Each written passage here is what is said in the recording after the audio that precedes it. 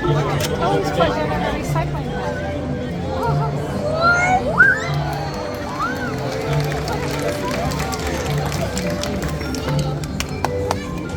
Well, hi everyone. Should be there, Judith. Hi, everybody.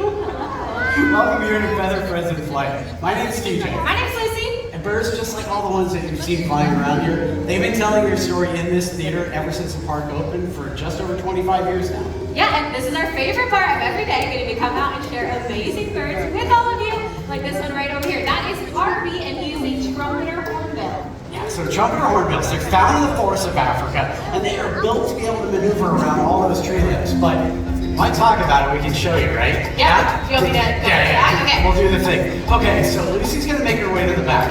So here is what we're looking for. We want to recreate the forests of Africa with all of you. But we need some taller trees, right? So we need two of you that came together, that want to stand up, put your arms together in a big loop, and get uncomfortably close to Harvey. So, all right, sir, I saw your hand go up first. You have dark hair, white t-shirt. Yep, you pointed to yourself. Oh, nice. You have somebody that came with you. Yeah, that wants to help. Okay, all you gotta do is stand up, and whoever's being voluntold, if you want to join in. No, I need a second person. So either person on either side of you, stand up. There you go, face one another. Put your arms together in a hoop. All the way. Big hoop. There it is. We trained her, it's not a Yeah, there you go. Okay. So we're gonna see if Harvey can make it all the way to the back, and I enjoy the way the other trees are moving, much the way they do in the forest. There we go! There we go, applause for our trees. Thank you so much. You can take a seat. So it's that kind of maneuvering that species needs to be able to catch insects or whatever you just threw up in the air. Did you see that? I did. Ready to take two. Here we go. There you go. So it's that kind of maneuverability they need to be able to get insects right out of the air. Yeah, okay, do you want to see Harvey catch a flying insect out of the air? Yeah, Yeah, I know some of you saw me just toss that grape up in the air, but I have something that's going to work even better than that. Look at this! Did you steal that from my kids? No, I got it from Amazon Prime Day. Does anyone know what this is? Rocket launcher. A rocket launcher! Yes, it is, correct. But today I have modified it, so instead of being a rocket launcher, it is a grape launcher! We're going to shoot a grape into the air and see if Harvey can catch it. Does somebody want to help me test it out? Anyone want to help me try it? I'm right here in the white t-shirt. You know what it was. You want to come on down and help me? Let's give them a hand for volunteering. Right on down to the front. Hi. What's your name? Nice to meet you. Check it out. I have a grape here. I'm putting that into the launcher, okay? The audience is going to count you down from 3, and when you get to 1, it is your job to stomp on that launch pad as hard as you can. Shoot the grape up as high as possible. You got it? Okay, I think we're ready to go. Help me count them down. In 3, 2, 1, go! How about another hand for our rocketeer? They nailed it. You give it back to your family. Okay. I cannot believe that worked. First off, I was terrified for the first couple rows there. Yes. Splash zone. All right, here we go. Harvey, you certainly are a fancy flyer, and all you need to do to head on home now is one hop up to the window. To the window. To the The left. sill. There we go, to the left. That was Harvey, the trumpeter hornbill, everyone. That's really cool. That's fun. Yeah. Okay, so for an next bird, some birds have incredible intelligence, like your corvid family, your ravens, your jays, and your crows, right? Yeah, so this is Walker, a potted crow, really, really smart bird, and we have a cool way to show it off. But I need some more help. I need another volunteer. This time it has to be an adult, and you need a $1 bill. I know, it's late in the day. A lot of people don't have money left. How about right here in like the gray tank top with the sunglasses on? Yeah, the blue lanyard. Do you have a $1 bill on you? Perfect. Go ahead and pull that $1 bill out. See, what we've done is we taught Walker to know who we want him to fly to based on who's holding that money, right? So, as soon as you get it out, if you're digging 5s and 10s work well as... Yeah. Go ahead and make a good strong perch with your arm like this. Okay, so the idea is that Walker should see you're the one holding the dollar, fly right out and land on your arm. Check it out. Flies right out and lands. How cool is that? And he takes your money and show him where it goes. In your pocket. Nicely done. That was excellent, ma'am. Thank you so much. You have a magical day. I think we should try you can, right? I think we definitely should, yeah. Okay, yeah. Anybody over here want to play with a crow for a 20? All the kids are volunteering their parents' money. I love it. I'm just teasing. We're going to bring your money right back to you. All you have to do is stand up again. This time, palms flat open. When he brings the dollar, just wrap your fingers around it so it doesn't blow away. All right? Okay, Walker. I have the money. Do you remember where you got it from? Yes, he does. And close your fingers. How about a hand for our volunteer? That is something you don't see every day. Yeah. Yeah, someone just got money back in the theme park. Good for you, miss. Okay, Walker's on out of here. So for an expert, some birds absolutely thrive on speed. Y'all want to see a hawk fly? Yeah. Okay, so such a neat opportunity. If you don't have your cameras out, get them out. He'll be taking flights throughout the entire theater.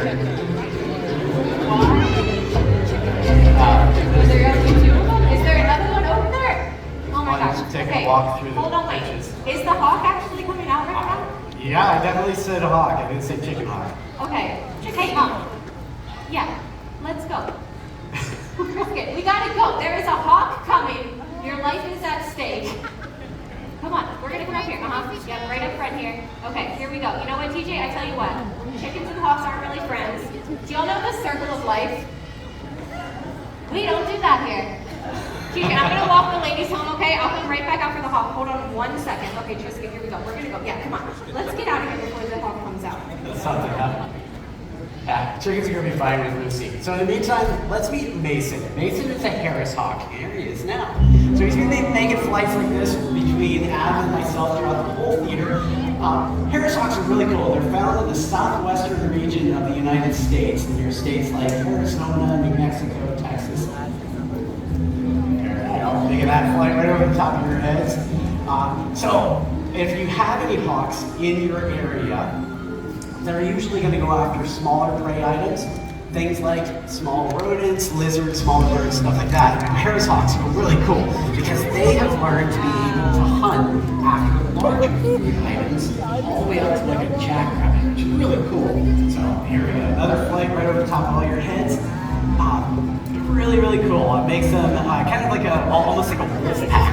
So we're gonna make one more flight all the way back to the Adam there. And these flights, they're nice and low, nice and slow, but they are known for being able to go up really high and then shoot down at about 100 miles an hour. So it's really cool. Now, check out the long legs on the bird, not Adam, as he makes his flight here.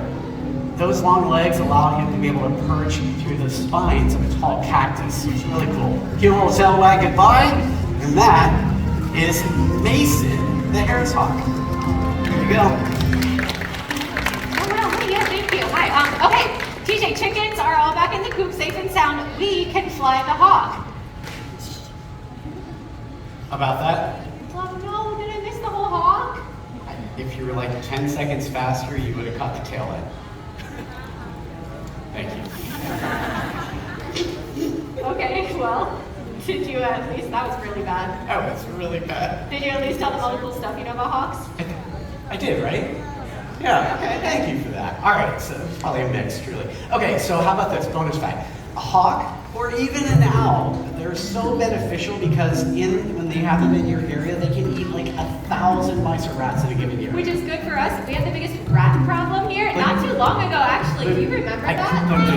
Yeah. Oh, did you hear about it? Oh, That was that's fine. Imagine, it was Yeah. disgusting. Rats all over the place. Yeah, well, so they're trying to figure out how to get rid of them. So during the day we brought in hawks, at night we brought in owls. Yeah. It moved right out. I know, it was so bad, but yeah, no need to worry. The rat problem is behind us now. Yeah.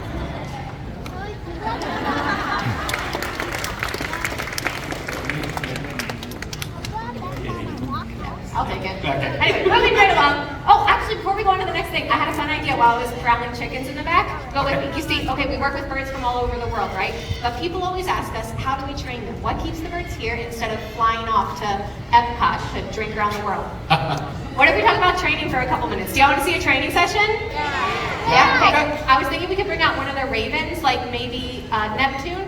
I could teach him something brand new, and you could explain how we work with all of the birds. Okay, that sounds Yeah? great. Okay, all right. So, cool flight on this bird.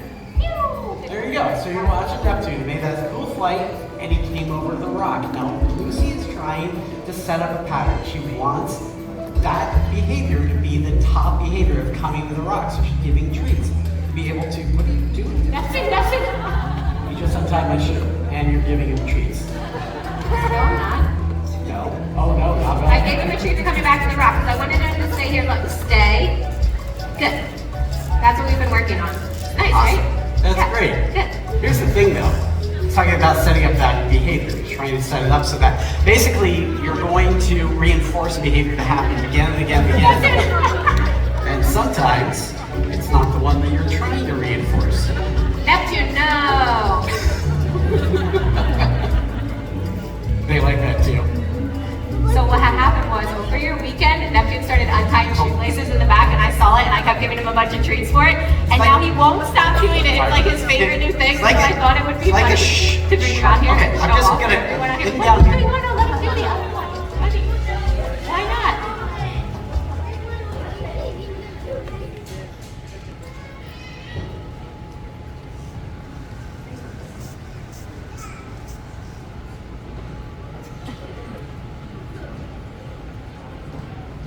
That's my microphone cord.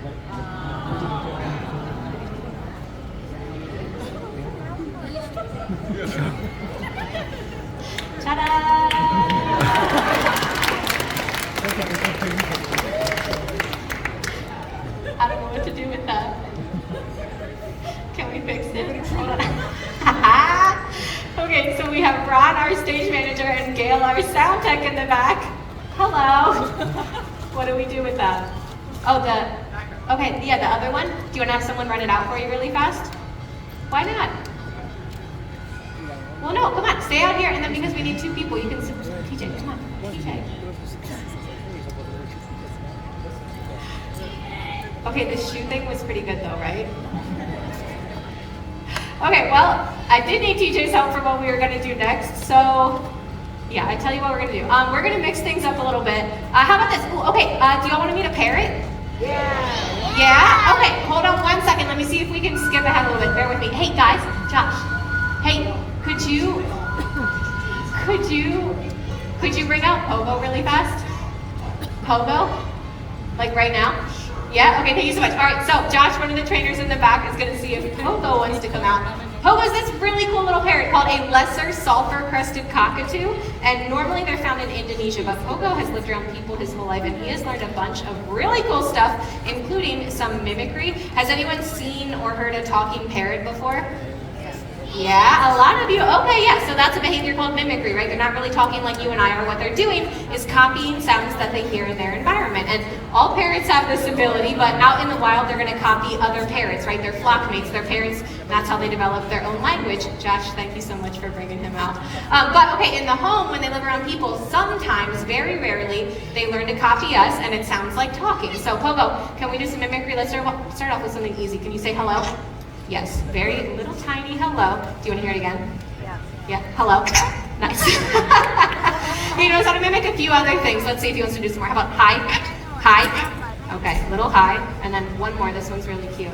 How about, what you doing? Nice. All of that is his inside voice though, right? Very quiet. He does have a much louder one. Are you ready to show it off? How about your scream? Ready? Okay, good job. So nice. I know, a screaming parrot, yay! In your home, that scream is obnoxious, but in the wild, it's important because it alerts his flock to predators, things like hawks and owls and eagles and snakes, and lions and tigers and bears, oh my. Yeah, that was cute, you can have a treat for that. But it's because of all the predators that there's so many species who are going extinct in the wild. You're saying no. Are you paying attention? Okay, I'm sorry, I don't think he was listening. I was saying it's because of all the predators that there's so many species going. Okay, you're saying no again. If it's not the predators, then what is it? Sorry, I don't know what is happening with this bird right now. Wait, you're looking at me. Are you saying it's my fault? It's Lucy's fault? No? Okay, hold on, wait, are you saying it's humans? Okay, that actually probably makes a lot more sense, right? And probably more so all the problems that humans could cause, right? Things like habitat loss, misuse of chemicals. What is that? Are you okay? Well, okay. Are you okay? Okay, focus up. Yeah, big problems. Misuse of chemicals. Are you mocking me? I can see your mouth moving when I'm talking. Do you guys see that? How about your bark? Your bark? Yeah, that's just a little puppy bark. Okay, are you sure you're okay? Okay, let's focus up because lots of big problems. The illegal pet trade. Deforestation. What is happening right now? Pogo, okay. Hello? Sorry, I don't know what's up with this bird. Are you sure you're okay? Are you gonna scream again?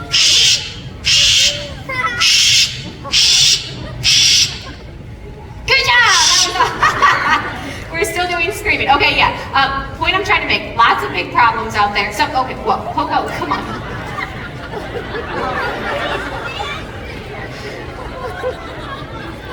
Who broke this bird? Pogo, look, we gotta look, come on. Look. Will you listen to me? Will you listen? We got... Okay, you're listening really good. You can have a treat. That was good. What I'm trying to get to is there are lots of problems out there, but some people have realized it and they're trying to do something about it. Why don't you tell everyone what you think about that? Yeah, good news! That's for sure. Okay, I'm gonna let y'all in on the secret. Pogo is a very smart little bird. Are you smart? Yes, the smartest one. What he's doing is he's looking and listening for cues to do a lot of these behaviors. They're pretty subtle, but you may have picked up on a few of them. To nod his head, yes, I can cross my arms in front of me. And that's the cue for the head nod, and then he gets a treat. The head shake, no. He knows if I point my right finger at him, shakes his head. Sometimes if we point under the perch, we'll get a little loop-de-loo. Yeah, that one's pretty cute, right? And then if I just gesture with my right arm like I'm listing things off while I'm talking. We get that. We don't know what that one is. And if I don't give him a treat, he's gonna do it for a really long time. Good job, buddy, that was excellent. Okay, I'll tell you what we're gonna do. We'll end with some verbal cues. You get one more treat because you're doing such a good job out here. Okay, verbal cues. He knows a few of those, like we heard the dog barking earlier. That's a bark, bark. Good job. And then, how about this one? Look, look. And then if I don't, he's like, how about now? How about now? How about now? How about now? Look. Listen, say goodbye. And that's Pogo, the lesser silver breakfast cockatoo. You get one more treat for being such a good bird. And Josh, thank you so much. Oh wow, and a giraffe, that is excellent. I always wanted one of those. Okay, Pogo is such a fun little bird. He's been doing shows for a really long time, and I think he's maybe one of the most unique parrots we have ever met. I've never seen a bird who does all of that stuff before, and that's why we love bringing him out and sharing him with you. The reason I'm talking about this though is because I don't want people to see Pogo up here and then want to run out to a pet store to get a parrot like that, thinking they're going to mimic human speech or do any of the other stuff that Pogo does, right? Most parrots do not do any of that in your house, and they are some of the most challenging pets you could... Hey, hey, check, yep, back up words. I'm so happy you came back out. We brought out Pogo. Yeah, that's super great. Yeah, I was just mentioning though how you can't find a bird like Pogo, and you don't really want to because they are really, really tough animals to bring into your home. Yeah, absolutely. If you're gonna bring any kind of small parrot, cockatoo into your house like that, think about what they do out in nature, and then now it's in the confines of your home. So they have an incredibly strong beak. They are really loud. They poop a lot. And did you talk about how old Pogo is? No, those birds are a huge commitment. Pogo is 54 years old. Yeah. And shows no signs of stopping. Lifetime commitment. Yes. Yeah. Also, the whole show's out of order now. Yeah. What do you So, do? okay, so I Whoa, okay, that's, yeah, okay. Introduce everyone to Natasha. I'm gonna move. So Natasha is a Marabou stork. Female Marabou storks get to about 7-foot wingspan. The males are known for getting up to about 11 feet. So Yeah, that's these birds are so cool. And you know what? They're really important too out in the wild. These birds are scavengers. They eat dead stuff, which sounds really gross, but we need animals out there because when other animals die, a bird like this comes along and cleans up the mess, which stops the spread of disease and keeps wild places clean. yeah, absolutely. And if we cleaned up the world much the way that these birds do in their neck of the woods, it would be that much cleaner of a place. That's Natasha, the Marabou stork, everyone. That was such a good idea. Good surprise? Yeah, Natasha is one of our newest birds to show, and she's doing such a good job. I'm going to love Fraser out here cheering her. So yeah, that was an awesome idea. Yeah, she's such a cool bird to be able to share with everyone. Much the way this next bird is.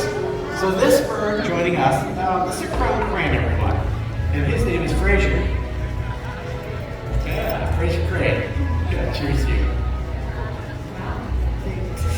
It's good that 30-year-old joke still hits. So. Okay. Do me a favor. Yeah, you've been practicing. Are you going to try pulling him down? I really don't want to. Can you take it? It's been going well, guys. It's been going well back there, but it hasn't been going well. I haven't. It hasn't gone. I think you should try. The audience has been supportive. Do you all want to see TJ feed the crane? Yeah. Okay, TJ, come on, try it. Do you have treats on you?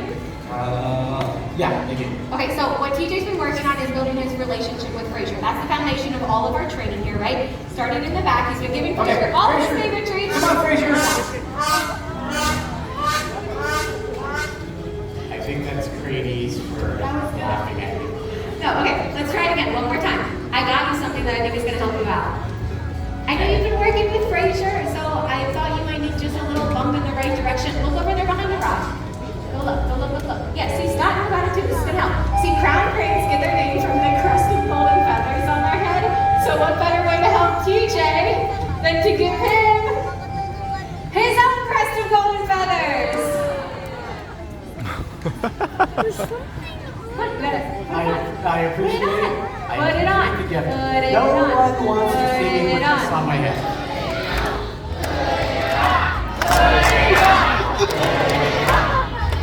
I don't know which is It's good. You kind of look like Guy Fieri. No, okay, no, this is gonna help you now, TJ, because think about it. When he looks up, he's gonna see your golden crown. That's gonna get him looking right at you, and then you can call him down and you have all of his treats, right? How could this not work? okay. Okay, get ready, look. Okay, straight down to 2. Look, he's not even cutting this. What? Whoa.